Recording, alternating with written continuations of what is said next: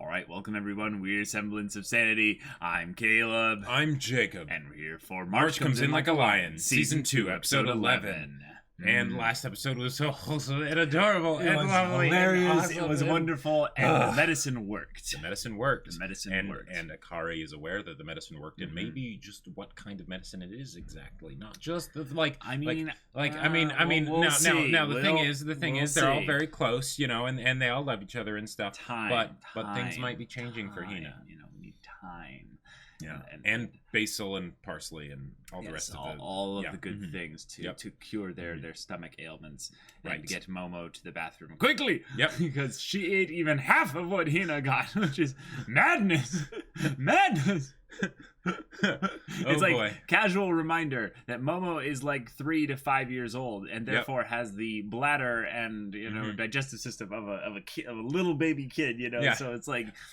Nope, can't hold much in there. Oh boy! But this next episode, I'm so excited to see whatever they do, whether it's with the Kawamotos or with pretty much anything else. I mean, Kawamotos would be my ideal choice, but you know, yeah. So y'all, without further ado, let's get into this.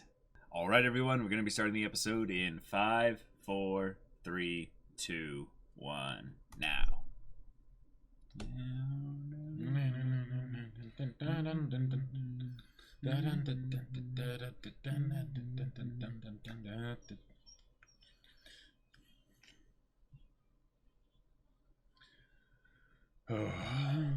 This show is so gorgeous.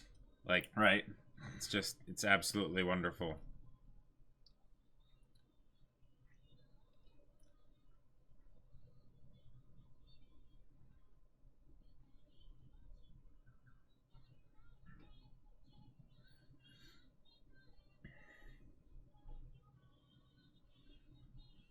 Well,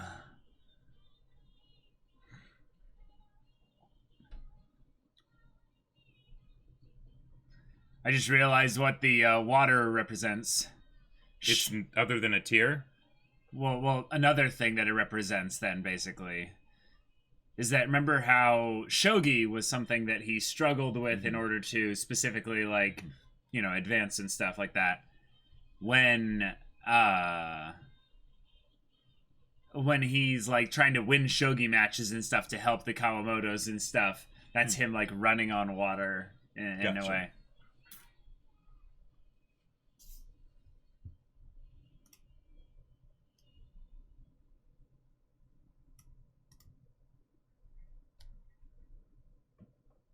Where the sun shines on Momo's face. No, Momo's face is the sun. Oh, the chairman. Oh.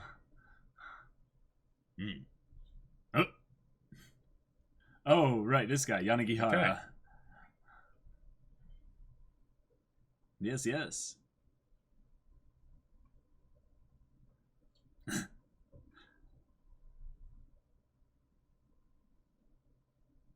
Wait. Oh, Soya. Okay.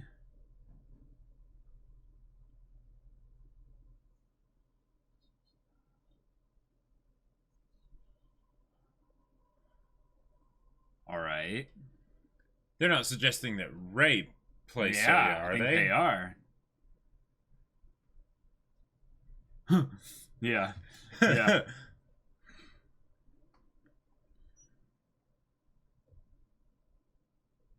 Eh?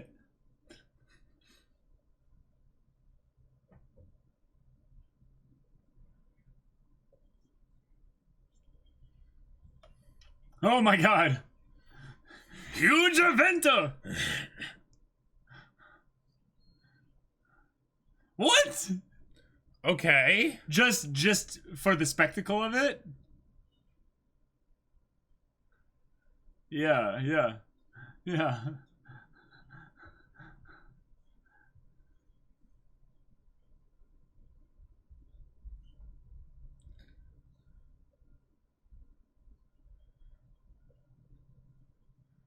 Whoa. That's a lot of pressure. Yeah. Wow. Yeah.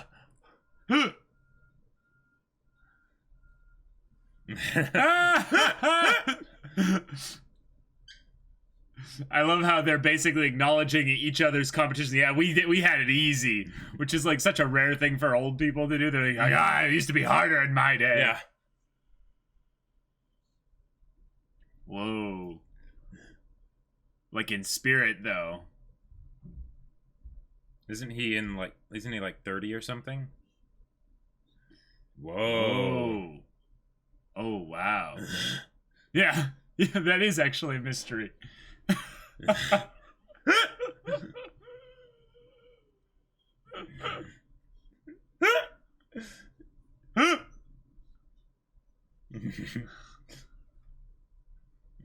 Yeah.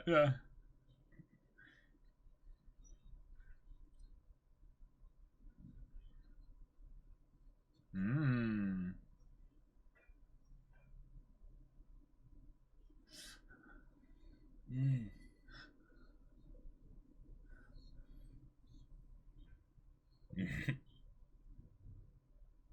Wait.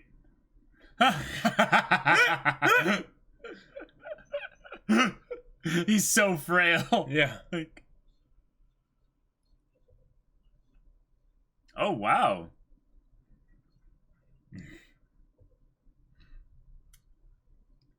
Yep. Incredible effort. Oh. Because he looks so old. Yeah.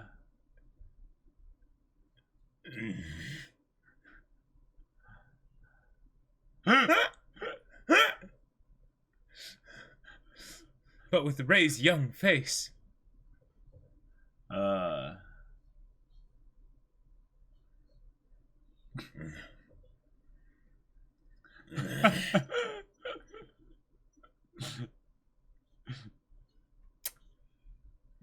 Yeah, they're thinking about the marketability of the event and all that. Thus,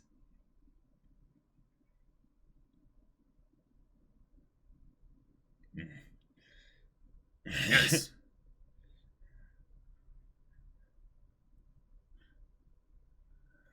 He's like, I'm just a bit shooketh right now. Right.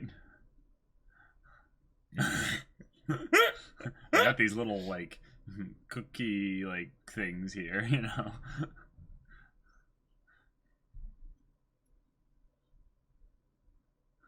I just blinked and suddenly I was there.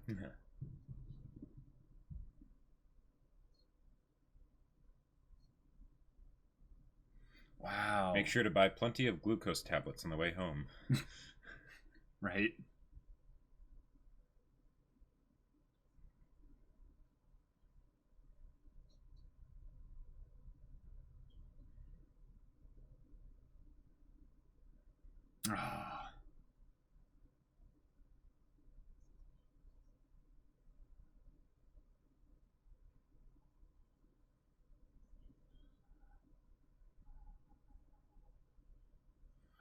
Oh! Yes. Hayashida has a mustache on. Indeed. A toast! A toast indeed. Kampai.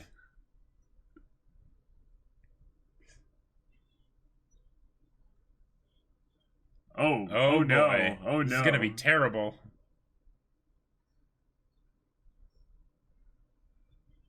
Oh! Nice. That actually sounds awesome. Yeah. Ah.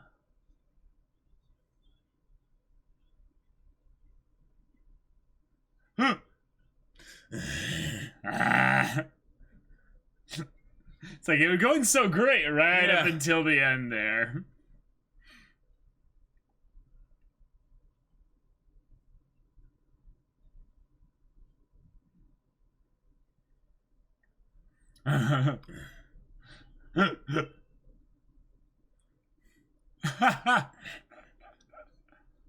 Oh, indeed.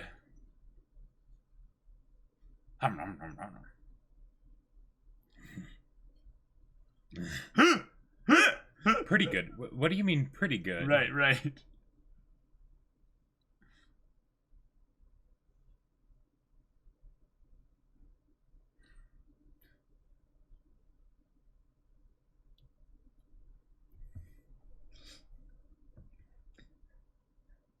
All these people that weren't into shogi, yeah, are now like, talking about how much they enjoyed it.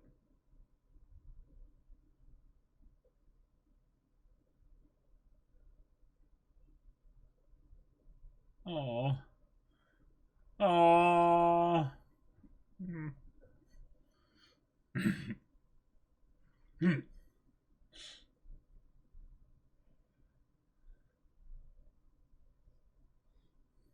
Everything's going so like wonderfully, and like he's not used to everything being so happy and people celebrating. He's not alone at school anymore. Yeah, because Hayashida never really counted. Yeah, that's true.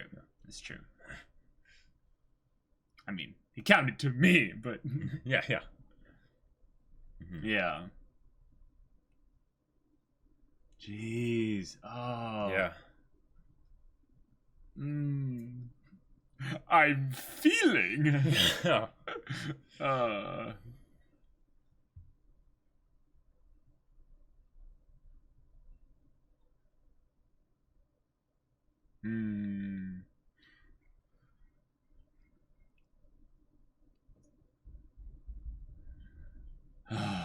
Isn't that the struggle? Enjoy it in the moment, Ray. Yep. Oh boy.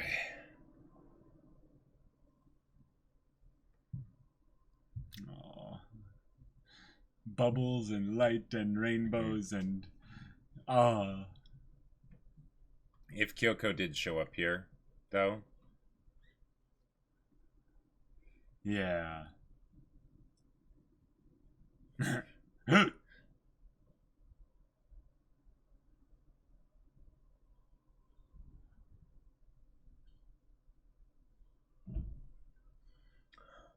Oh.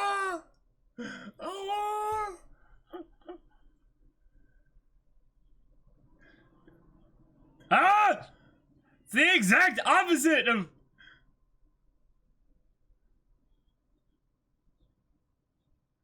He's gonna.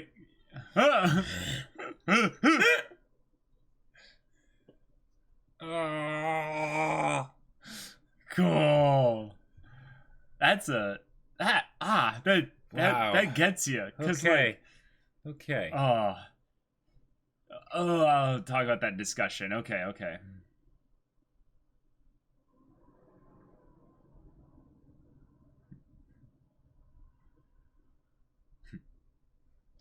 Place further in the universe.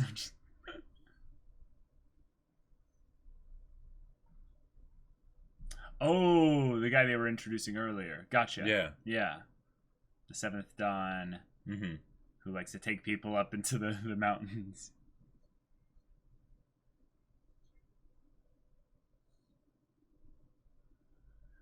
It's crazy how much he looks like Ray, though.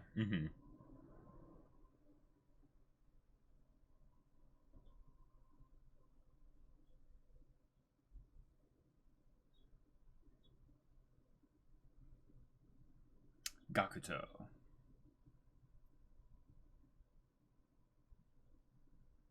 His voice. Yeah, it sounds familiar.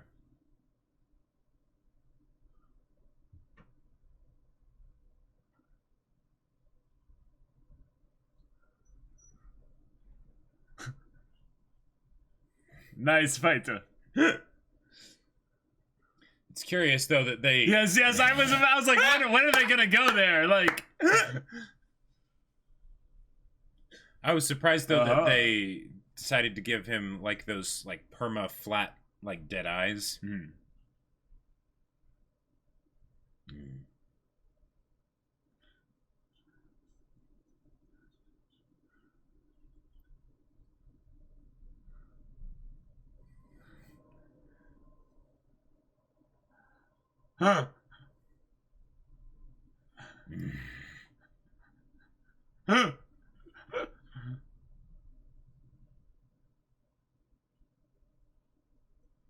Wow. It's natural.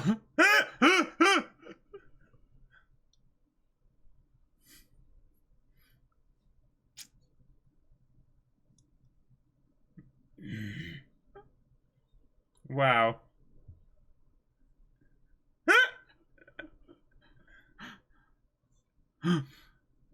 What happened? Except. He declined. Yeah. Yeah. My health. Oh, yeah. Oh.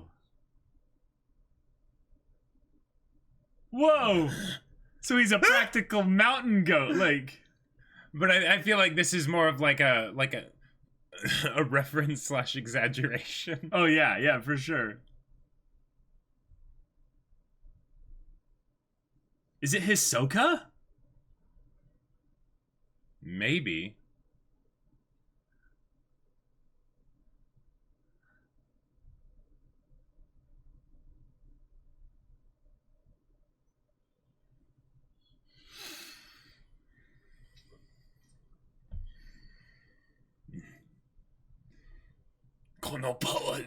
And Shimada's just gonna be like, okay.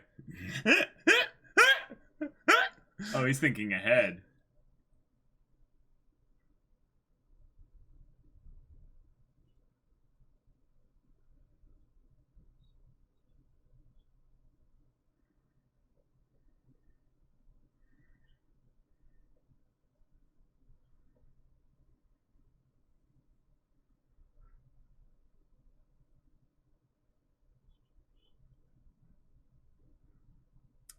He just completely ignores it. Yep. I try another dramatic move.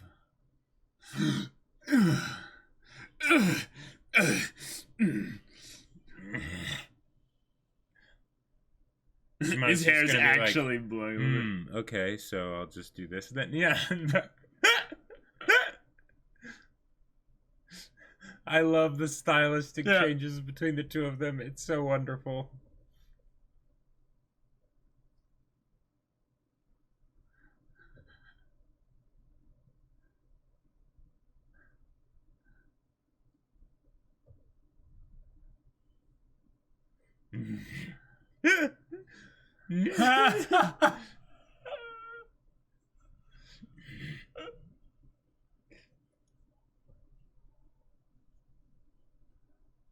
Oh my god.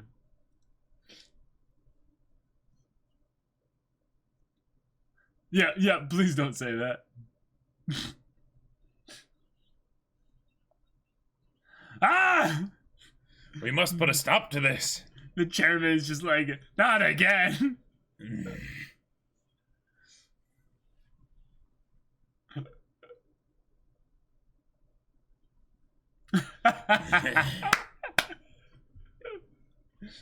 Wow.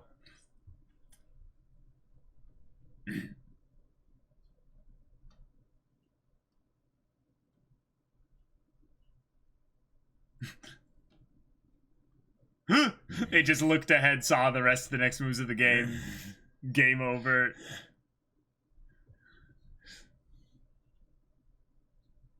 They're like, all right, let's go drinking. Game's over.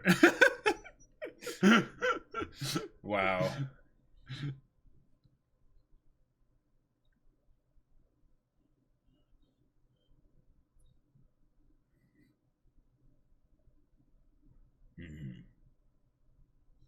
Mm-hmm.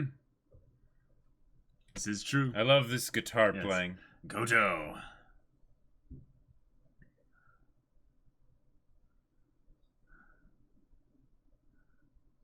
But he's a damn good shogi player.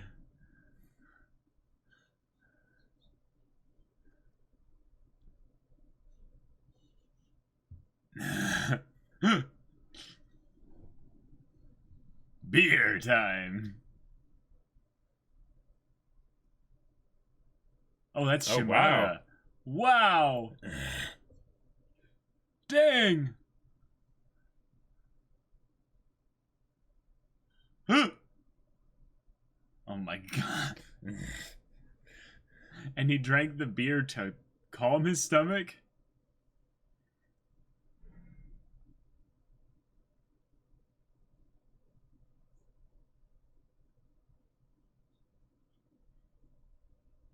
Oh, yeah. Oh. Yeah.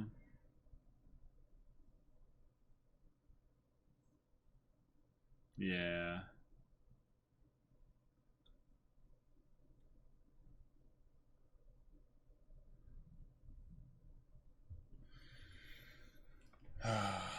But new people can join. And it's still just a time that you'll have had.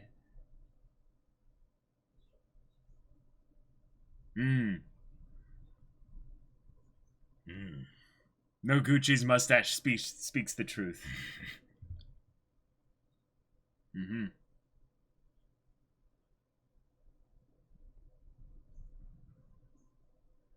Indeed. Quite so. Him speaking without me seeing his mustache, though, is unnerving me. It is a little bit, yeah. Oh my god. The wisdom! No credits. Hayasha is like furiously taking notes. Yeah. Yes, I'm a student. Yes. Oh man.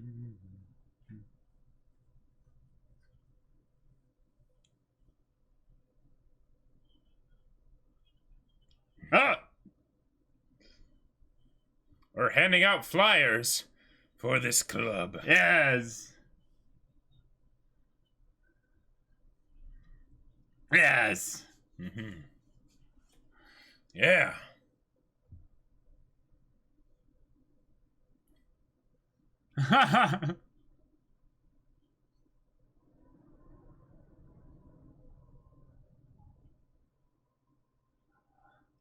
All right.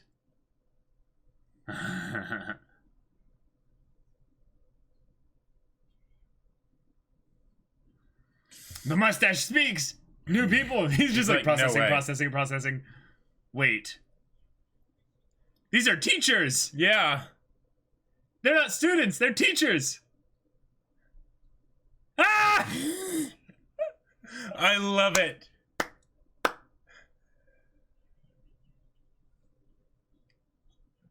Oh, that's awesome.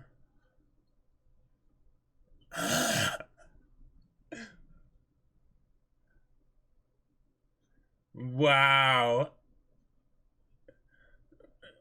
Yes, Hayashi is very protective of his good friend Kiriyama. Yes. So it's just gonna be a bunch of teachers in there. I love it.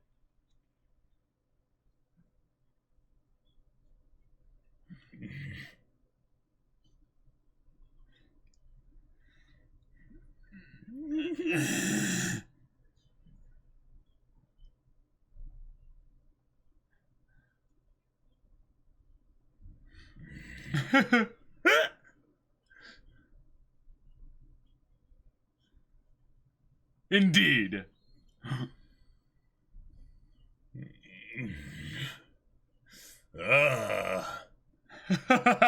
That's definitely something we can accomplish. Quite so. Yes. Yes. Just a little. Indeed. And he makes his dramatic exit. Yes.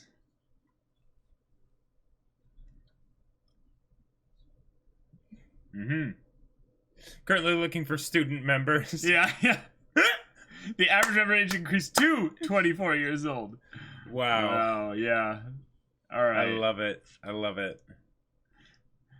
The absurdity of the little situations that they have in this show with the dialogue of the characters going like all out and dramatic on a specific thing kind of helps with the levity of it, because he's trying to enjoy life and have a good time, but they were really tackling a really interesting thing by having them like have Ray actually like finding happiness in this little like place and then all that, and then it's like, oh, but this isn't gonna last. And he's all like, yeah, I'm used to that. But just the idea that, no, that's life, man. Come on. You can live in the present. So I just realized that's actually very impressive that the average age is 24. Because that means there's basically Ray, someone who's 31.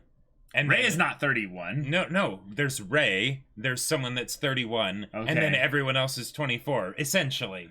In order to have an average age of 24. Because he's 17. So, okay, they've got young staff at this school. Like, Hayashida, I could understand being around 24 or something, right? But the principal and vice principal. Yeah, you're right. The math doesn't check out, yeah. Maybe if it increased 24 years, then it would make sense.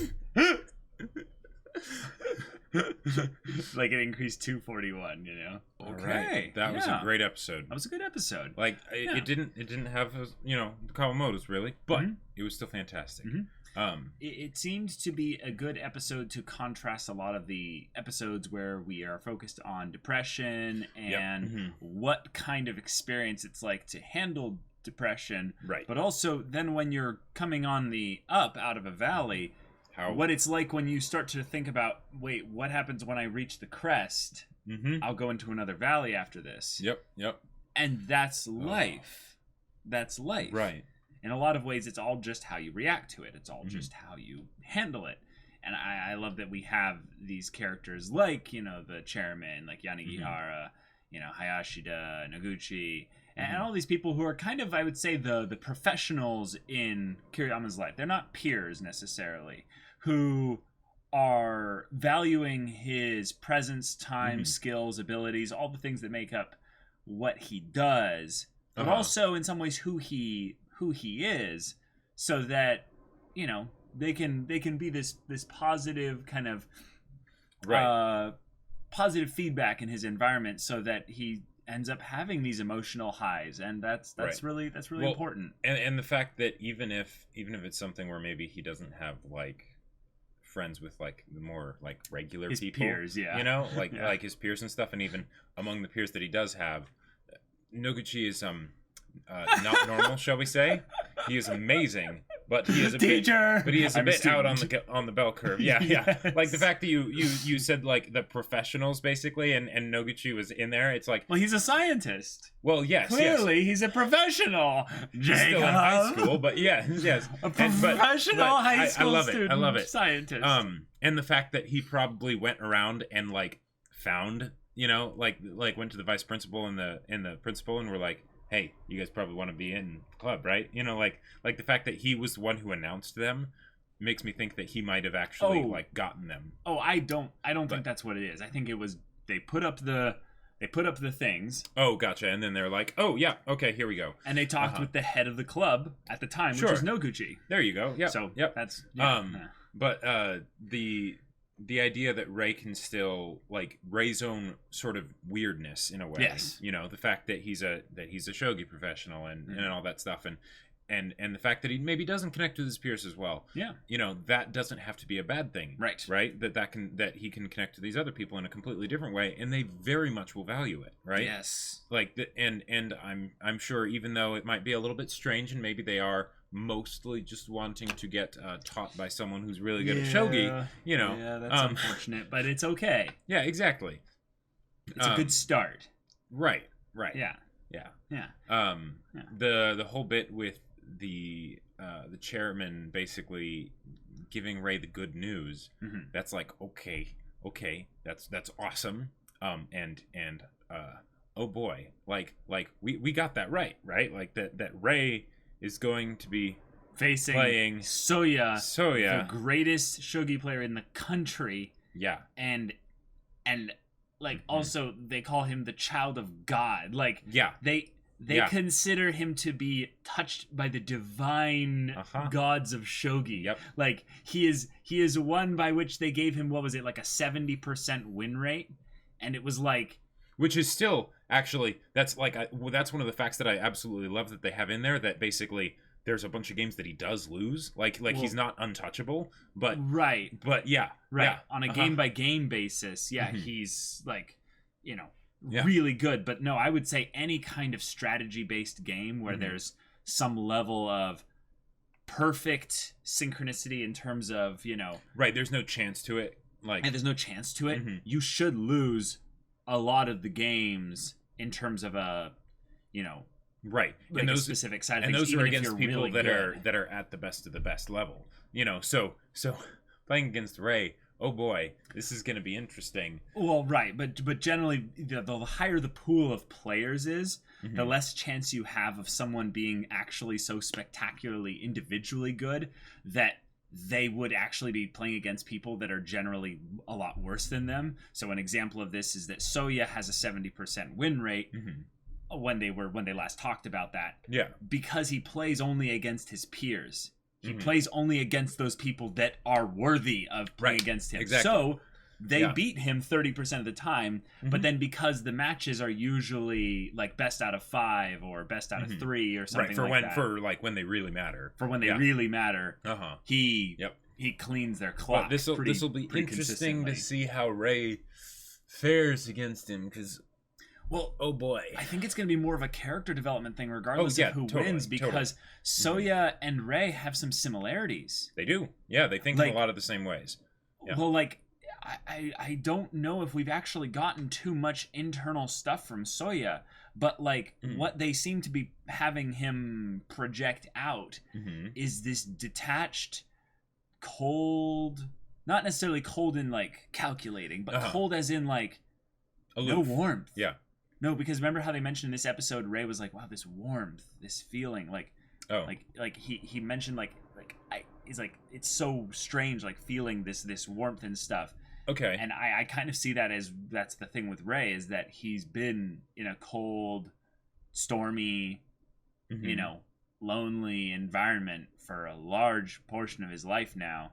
But then more recently with people like the Kawamotos, with people like Hayashida, Shimada, Nikaido, all these people and stuff have brought him into a kind of a warmer environment and stuff. And that's something that he might be able to shine a little bit of that onto Soya, maybe. Well, okay, so are you so you're talking about his personality, not his style of playing? Because I'll totally agree. I'm not talking about Shogi at all. Okay, yeah, not at all. Do you remember the part where Soya was playing Shimada and he was kind of freaking out and he was like, okay, and the game exhausted him, and then he was going to have to sort of talk to the press afterwards, and Soya was like, oh, don't worry about it, I'll take it from here.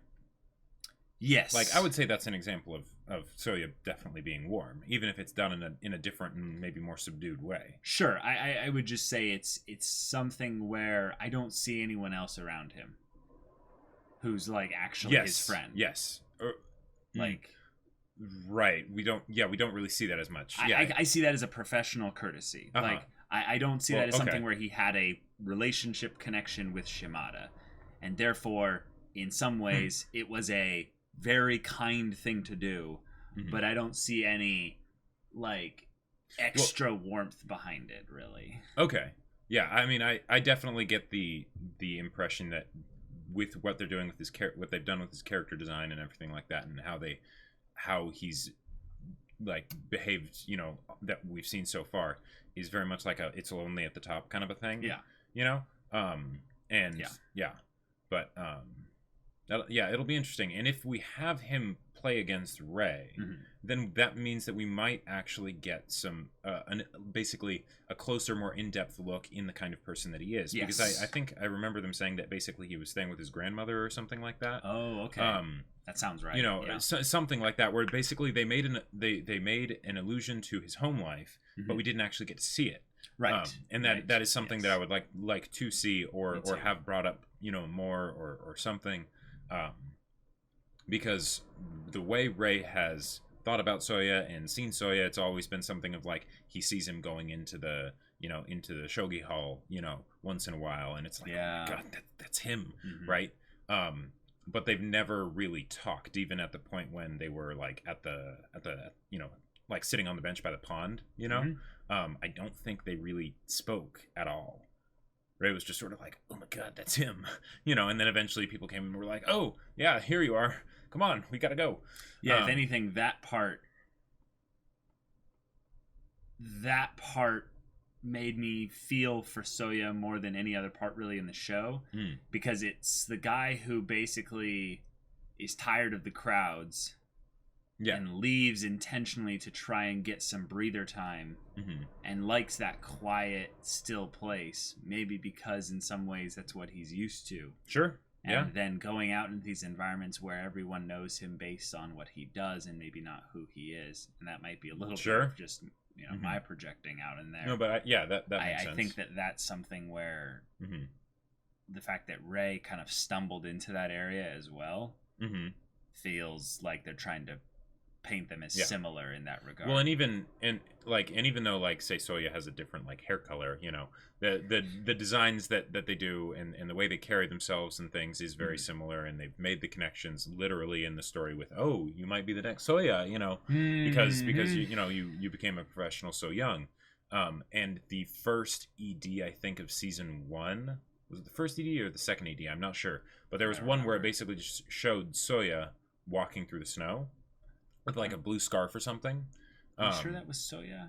Pretty sure. Okay. I remember the hair being that gray, sort of white. Right. I think I might have inferred that as being Hayashida at some point. But no, it doesn't make sense for it to be Hayashida, so it's probably Soya. But and that will be interesting to see how they interact, because I feel like their personalities will end up being very similar, and, you know, with the whole thing that you were talking about of that warmth being able to be shared, then maybe they'll actually be able to become pretty good friends, like, aside from the whole idea of them both being professional shogi players. I think that if Ray has the slightest bit of confidence in who he is at that moment, like, he's not in a low place, he doesn't hit with a random Kyoko out of nowhere or something like that, I think he'll actually initiate. And Soya will notice something similar, something familiar, in Ray, and he'll be like, "Hey, do you want to go, you know, grab tea after this?" Sure. And then they go and they talk for a few minutes or something. But I think that in that conversation or what have you, maybe this is where I like to draw it, is that this is where Ray can take what he's learned from Harunobu and actually be in that situation where he sees someone with all these gifts and someone who might be just tired and needs kind of that interesting, kind of thing going on in there, and I think that's a bit of a far-reaching shot specifically for Ray's personality. Sure, but I think that with how Soya has this kind of tired aspect of how he looks a lot of the time. One of the ways that I can see their interactions going is almost like a comfortable silence thing, because, like, they're so similar in their personalities, right, that I feel like they kind of could understand that they're very similar pretty easily, even if there's a bunch of, like, details about, you know, their pasts or things that are different. I would love to see something where they're just sort of, like, sitting together, maybe, like, you know, before the match or after the match or whatever, and it's just sort of them being like, we're you know, we're okay together, like, we don't have to try to do anything or be anything, it's just we're just, you know, sort of sitting here together. Okay. Okay. Gotcha. Big thing that was kind of hinted at in a kind of a funny way is the idea of these upcoming matches with, like, Shimada and the chairman and basically the whole tournament side of things from the organizer's perspective of the marketability for this whole thing. But if you think about it, as a theme, what that's setting up is kind of the younger, more kind of shogi players, you know, like Gakuto or the sexy ones being somewhat used for their marketability by the older ones there. So maybe Soya, on some level, is also being a little bit kind of pushed around in order to do things like this, in order to kind of potentially, although do little things that there. Probably also comes with the fact that he's the best. So, well, right, you know, but don't you think that, like, on some level, once you're the best, the only thing you do is you meet new challengers? Sure.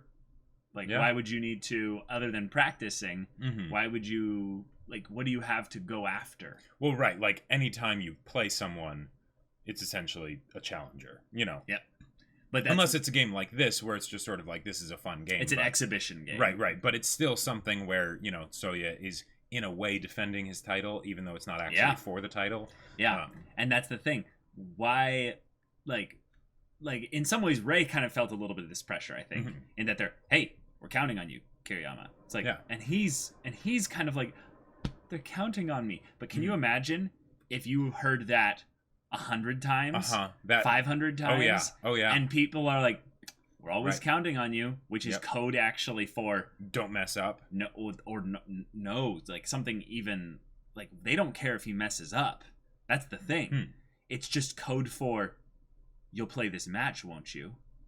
Like we're manipulating you to play this match. You might not want to play this match. You don't have to play this match. You gain nothing by playing this match. In fact, you only have things to lose by playing this match. When at the championship level, yeah. Well, when at the very top of the top of the top. Like, I've never been the top of the top. And I don't know anyone that's ever been the top of the top in any kind of specific field of anything. But I imagine that if it's a competitive 1v1 environment, anytime you are playing another match with that ranking as being something that's out there and it means something, you are risking the ranking going down. Now, obviously, there might be like a time where it's like, okay, you haven't played a match in like a month or something, or 6 months, or what have you. Like if you're still getting paid for doing the matches, then it's like, okay, it's work, Right. And in order to get to the top, there has to be some level to which you enjoy it in order to have it be sustainable for you to get there, right? Right. And it would make sense that there would be organized events where you are required to attend because people will be specifically challenging your thing after they've climbed the ranks of something like that. Right. Or you go into your own tournaments and you start at the bottom and, get all the accolades from that, maybe. That's probably the thing I'm missing out on here, is that Soya goes into these tournaments as well, like everyone else. Sure. Starts at the bottom of the rankings, works all the way to the top championship, and wins the trophy and the money and the accolades and all that. Yeah. So that's something. And it's just sort of like, of course, Soya's gonna, be there at the top. Right. Right. But they could totally get into that with the whole idea of like what it's like at the top, and because they brought up here the idea both of Ray being very much not alone, but then feeling alone, not having a place where he belonged, and they could have that, him and Soya could potentially start talking about that both from a standpoint of their own lives, their personal lives, but then also potentially with Shogi. Expectations. Yeah, exactly. And while Ray might not be able to understand what it's like to be the number one top dog of Shogi, right? He's gotten little tastes of that with things like at his school with the class and everything. Yeah. It's curious because there's another show that we're watching right now, Hajime no Ippo, that had a recent bit. It was actually a couple episodes ago where they had some of the characters kind of pulling on the recent accolades of the main character. But it's something that I've never really seen them go in any kind of anime, sports, movie, anything like that, kind of hard in depth into. Like, what is it? What are the social pressures that come from being really good at something, right? And then people kind of conflating your identity and all that to those things. I'd be curious to see a little bit of that in Soya's in Soya's character. But it's a good episode. We got the Shogi bits, no Kawamoto stuff, but we got Kawamoto stuff last and episode. We didn't get Kyoko, which is both yes, okay, because the thing is that on one hand I want Kyoko to be in the show more because her interactions and the time that she's on screen are great. Right. But at the same time, I also don't want her to show up because I know the effect that she can have on Ray, and I don't want that to happen because especially in it's going like so well this. so far. Exactly. Yes. Because if they had wanted to have something where it's like, it's all going great, people are depending on Ray, it's awesome, people are encouraging him and telling him he's doing such a great job, and it's wonderful, and he's got places where he belongs and friends and everything, and then suddenly and then Kyoko comes behind him with that smile on her face, with the garrote wire, and just kind of, basically. I mean, that's what she does. That's kind of what she does with her words, pretty much. And everything. Yeah, just comes up and chokes him from behind, basically, and just hey, aren't you glad I'm here? Yeah, I'm really glad. But then at the same time, because with all the growth that Ray is going through, right?